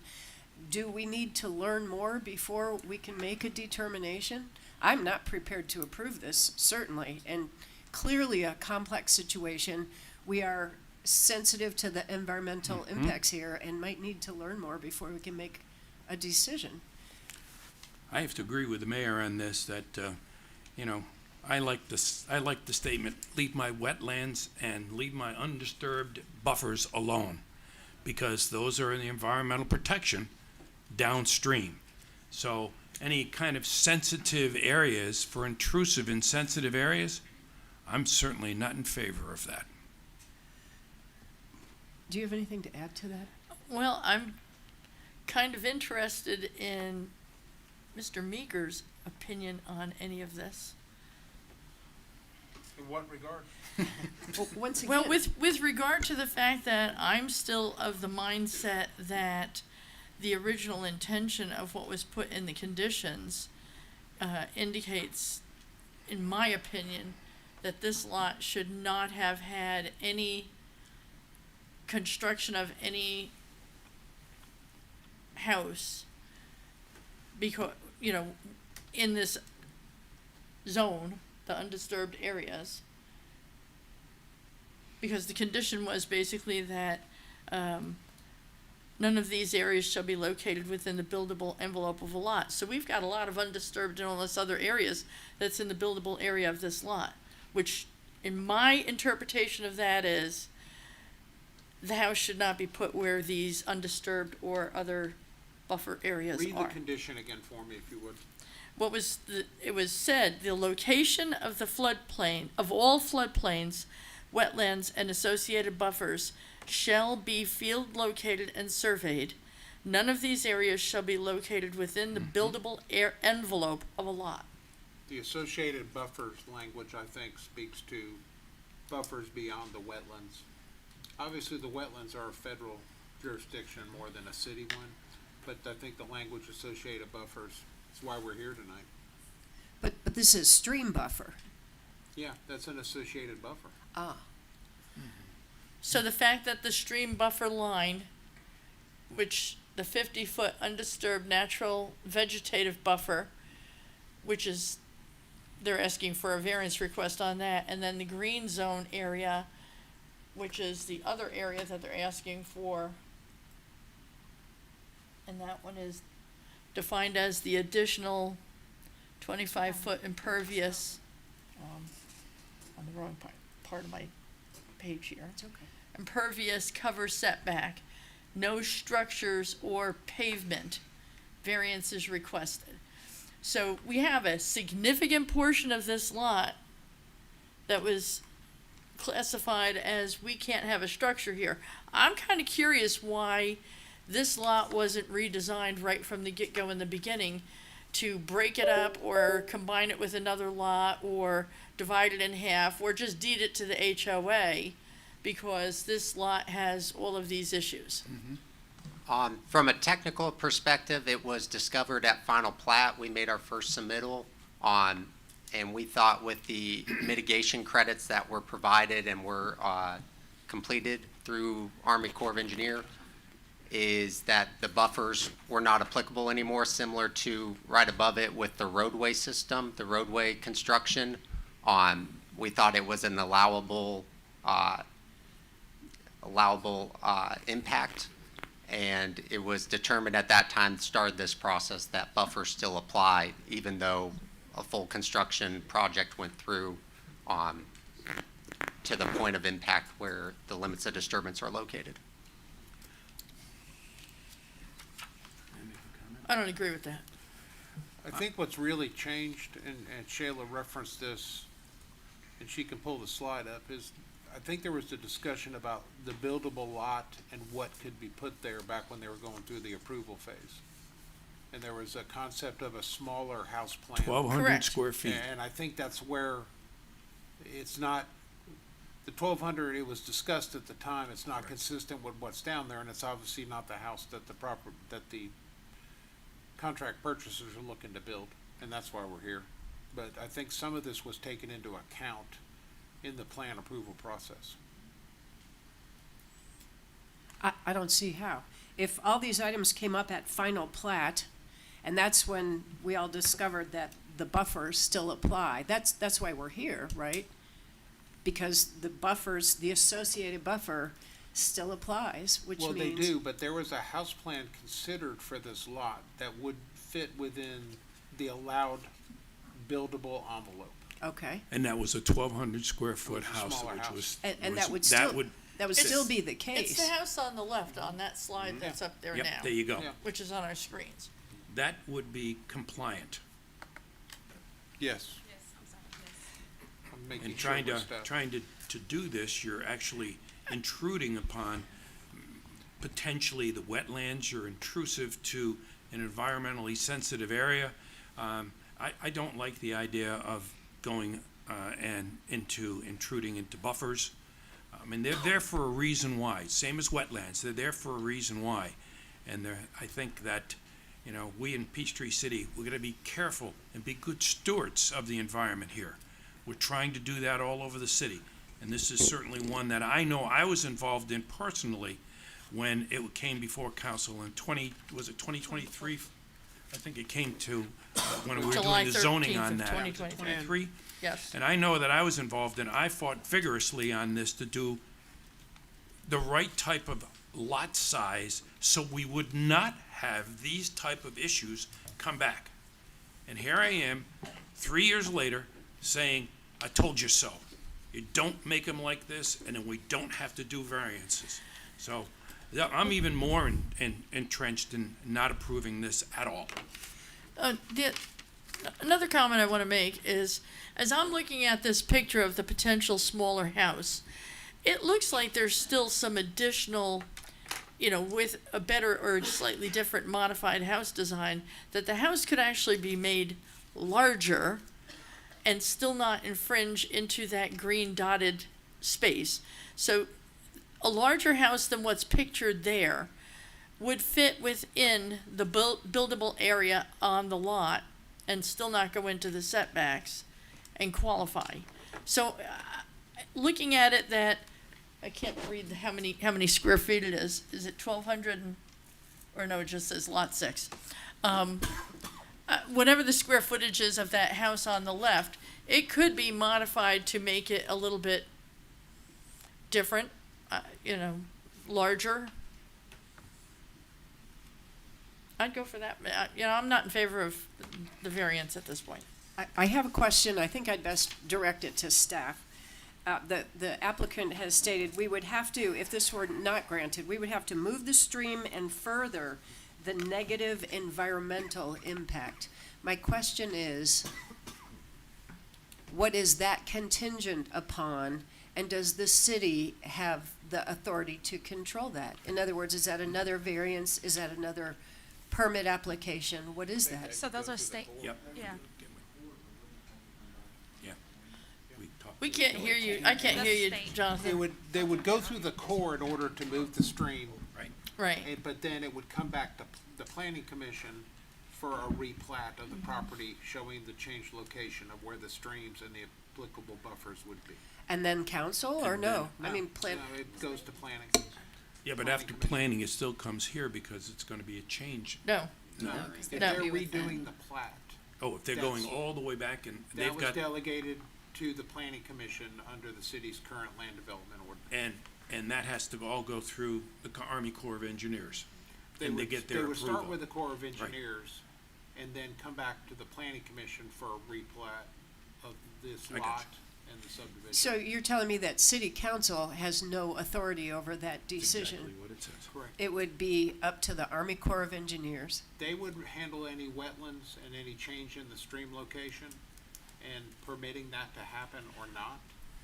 if they did permit it, then it would come back to the planning commission for a revised plat on this property. Means that it's gonna go down the road substantial number of months. If you have to get something through the Army Corps of Engineers, I think anyone who's done work with them, it looks like you have, that could be another year before you get Now, as far anything. as the second part of the question, Kim, I don't, Maybe planning would have the only authority. Can't hear you, Jonathan. Planning, I think the planning commission would have the ultimate authority of whether or not. I was going in a different answer. Okay. She had asked about the environmental impacts, and I don't know that I know that answer. That's something that would have to be the analysis of the Army Corps of Engineers in Yeah. deciding whether to permit it It or would not. probably involve another Army Corps permit, possibly buying more mitigation credits to move that stream, and still require their approval in EPD as well. We would have input into the Army Corps of Engineers as the city to that, or is that not, would that not be something that we would endeavor? Don't think we have legal jurisdiction in that aspect. So basically, They might Kim, ask us about it, but it's their call. but, so, to, piggyback on what the mayor said, we really have no dog in the fight here. If they want to go and follow all these things and get the Army Corps involved, they can just go ramshot over us. Is that what I'm hearing? Correct. Okay, just wanted to make sure I was clear. All right, I'm certainly not in a position to approve this tonight. I think it's rather devastating. Mm-hmm. I go again back to something that I've stipulated quite a few times through the whole process. This is an issue and a flaw with the original design plan that put this lot in this situation, in this jeopardy position, adjacent to this wetland stream buffer, undisturbed, whatever area. It's my opinion, totally my opinion. Poorly designed. It should have been redesigned, redrawn, or combined with the lot next to it, or some other alternative to allow for a better sized buildable area. There is a solution to this whole thing. No variance needs to be given. A house can be built on that lot within the buildable area as outlined by that second house, and even a bigger house than what's outlined there. And since there is a solution in terms of building a house on that lot, I don't support the variance. All right, any other comments? Michael, Laura? Yeah, I'm not a stream buffer expert here, but it seems like if there's a process that you can go through, I understand that this one's probably the easier way to go through, but if there is a path that is more correct than this, then I would feel more comfortable with that path being taken. So I am not inclined to approve this tonight. I concur with my peers on council. I think we've had enough discussion on this. Questions have been answered, and also appreciate the foresight of my peers on council when this development was going underway. So at this time, I'm also not in a position to approve this. All right. Madam Mayor, I'll make a motion that we deny the variance on 0626, get my glasses on, 09, the request of the variance of the stream setback and buffer at 435 Seabiscuit Walk. I second. I have a motion and a second. All in favor of the denial, say aye. Aye. All opposed? Denial carries, sorry. Thank you, Mayor. Thank you, Council. Council staff topics, anyone? I have one. Yep. On Monday evening at 5 p.m. in this room, we will begin our budget conversation. City Council will hear a presentation from our city manager, and we'll be devising our budget for the coming fiscal year.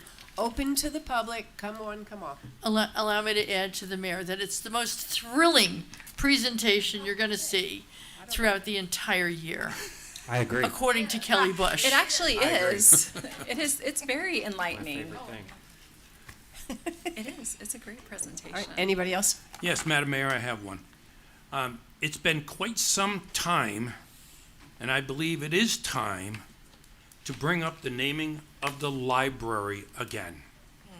The city has named many venues and buildings in this city, and I'm going to go through a list of those. I want you to listen up closely to the names. the Fred Brown Amphitheater, the Ralph Jones Boat Dock, the Chip Connor Island, the William Davis BMX Field, the Jim Meade Field, the James F. Riley Field, the Luther Glass Park. How about the roads here being named? Joel Cowens, Floyd Farr. What did you not hear? You didn't hear any female names. We have two of them. We have the Francis We have Meter two. One we're sitting Chamber. in right now, which is the Francis Metter Council Room, and we also have one of the fire stations, and please correct me, Chief, if I've said it wrong, Sally Satterthwaite. Close enough? Okay, so we have two named at this point for females in our city. And none of them, well, we got a police, we got a fire station, and we've got a room. I'd like to have us take note that we should name the library after what I would say the woman who put that on the map. And the woman's name was, let me get it right, her first name was Mary Jean Tortorello Allen. Everybody called her MT. And she was the strong woman behind the library, took it literally from a small little shelf and took it to one of the best libraries in the state of Georgia. Top library. Now, so I'm suggesting that we put this on the city council agenda sometime in the near future, maybe August sometime, to bring it up and maybe take a look seriously. What do we need to do to name that library after M.T. Allen and honor her for her 40 years? And she was the first female hired in the Peachtree City. Those are pretty important for the females in the audience. This is the person who carved her way and broke the ceiling with all the guys. So I think it's an honor for me to do it. And what I'd like to do is have it put on an agenda item, and I'd love to hear from the council if they concur that that's the right thing to do. I love the idea. Yeah, we discussed things earlier. I think I have a few questions, but they should be able to be panned out in the next few months. And hopefully we can have this done. Okay. Sounds good to me. We've done several things already, and I'm saying no, but I'm just Okay. one person. So, All right. Madam Mayor, I think we've got a consensus. What do you need for me? The cost involved. I think sometimes when we name things after individuals, sometimes there's a donation from the family. I haven't heard anything about that, if that's something that would be considered here. Yeah, the financial impact of what the sign would cost, that also goes into all of the printing, things like that. Mhm. What would just the impact Okay, I think of, the and what sign that and- looks like. Exactly. And how we pay for it mainly. Nothing against the individual herself by any means. Yeah. Okay. Is that good enough? You got it up and you put it on sometime in August. Is there any other information? M.T. Allen Memorial Well, I mean, Library. just beyond cost. Yeah, Is there in any the other name, information? M.T. Allen Memorial Library. Memorial? Yeah. That's what I've got on my notes here. Just Anyone M.T. else? Allen Library, right?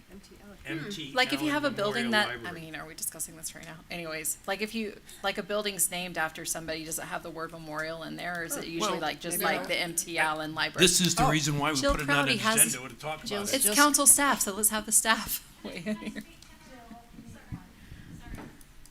I will say that will affect the cost. Definitely. Okay. It'll be a longer name. Well, it's typical and traditional in public libraries that you call it a memorial library. Okay, Okay. thank you. That's why I put it down. That's all I have, Madam Mayor. All right. I just want to say, I'm so happy to see this scout troop here. Thank you so Yes. much. You guys are awesome. And they stayed till the end. I know. Not everybody lasts a whole meeting, so this has been very Only us. impressive. Thank you. Are they Jasmine? earning merit badges for this? Citizenship in the community? Yep. I'm an ex-Eagle Scout, So I know exactly what they're going through. All right, Jasmine. Enjoy it, guys. Jasmine has one. I just wanted to publicly announce that due to the 4th of July holiday as well as summer vacation in July, we do not typically have a meeting on the first and third Thursday. Those meetings are canceled and a special called meeting is called usually during the second week. So just for everyone's to be aware that the meeting on July 2nd and July 16th will be canceled, and a special called meeting will be on July 9th to cover the entire month of July. All right, Do thank you. Do you also want to outline that the staff offices will be closed For for tomorrow? June? Yes. Yes. So tomorrow, all city offices will be closed for Juneteenth. Peachtree City Beautiful will be opened, but other than that, the other facilities will be closed. All right, thank you. Any other council staff? Yeah. Mr. Polachek. Yes, Madam Mayor, thank you. Just wanted to follow up on the public comment we had on the North Hill golf cart path construction. I've certainly received a number of calls on this too.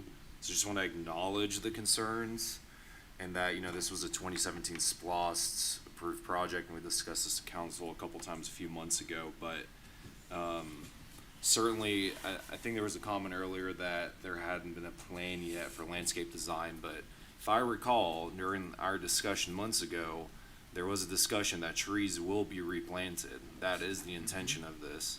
I understand that we have a healthy tree fund, and, you know, I'd be certainly open-minded to support utilizing that, tapping into that to fund even mature trees and get a good number of them as well. So I guess my question is the process of that moving forward, and also engagement with the residents in that area, especially the folks that we heard from earlier today. Yeah, so I'm going to speak with both HOA presidents after this meeting. We're going to talk tonight, and then I also already have a meeting on the books for Monday. I know with North Cove, but I want to include North Hill in that meeting as well, and it will be myself and Jonathan meeting with them. Yes, the plan is. No, I was on vacation last week, so I'm catching up on this since Monday. This thing. So I want to meet with all the HOAs. I want the HOAs to bring anybody, like beyond you as presidents, bring any other residents that want to come for the Monday meeting, and I'll make sure you get it. But I also want to talk to y'all tonight as well. And everything that Councilman Polachek just said is accurate. This was a 2017 SPLOST project, which was voted on by the citizens, so it means it has to be done. But I do want to talk with you all about about planting restoration. I want you all to be a part of that. As you said, like there's no official design of that yet, but I want y'all to be a part of that. I want us to plant things that you all would like in there.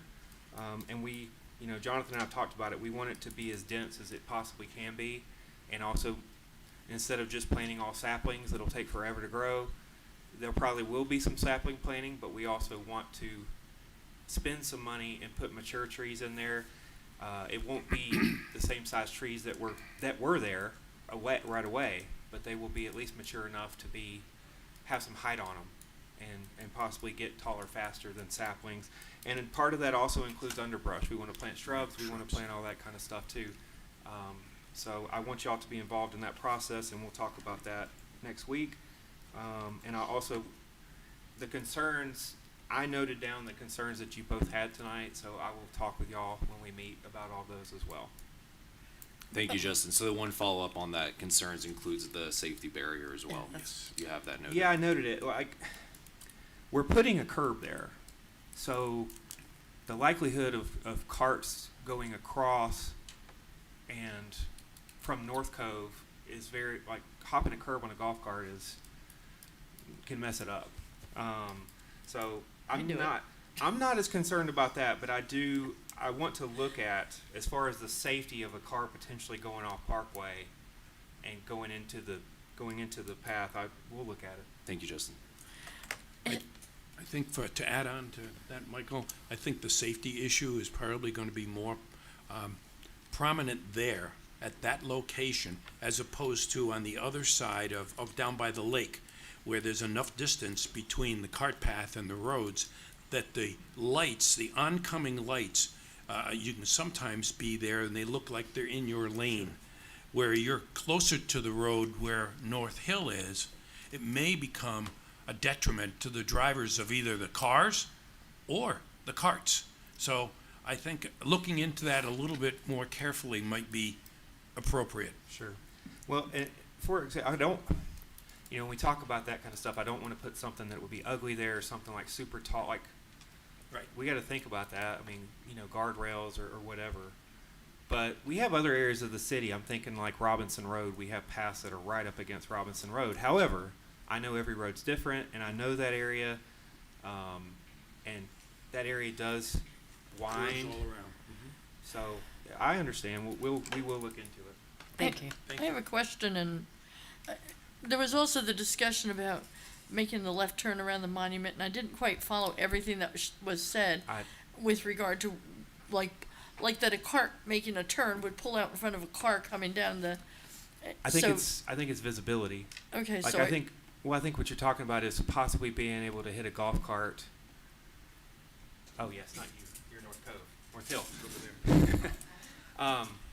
I think what you're talking about is the possibility of you being able to turn in from the parkway, and you don't want to hit somebody that is possibly coming from behind that column, and you don't see them. Correct. I was concerned about leaving my development. Okay, but same kind of thing, not seeing someone. Okay. The column. Okay. Yeah. All right. And until the north and south get done, I know it doesn't. But the problem is, what's gonna happen now is carts are gonna go in the middle, and then they're gonna have to go around these columns to connect back up to the existing paths until the north and south is finally done. And that is a concern for Northville. That maybe one day it goes away, I don't know, but where those columns are, without doing the north and south, you started in the middle, it does create a safety. This is a joke. Don't take it seriously, but we could just remove the columns. I'm just like, if you don't want to remove them, that's fine. I'm kidding. Her That's why answer is not on record. I preface it as a joke. We'll talk about it. Like, I'll get with y'all about that because I need to know. I need more clarification on that as well. All right. Any other topics? Do we have executive session? Yes, we do. Pending or threatened litigation of real estate. I need a motion. Madam Mayor, I move that we move to executive session for pending or threatening litigation in real estate. I'll second. I have a motion and a second. All in favor, say aye. Aye.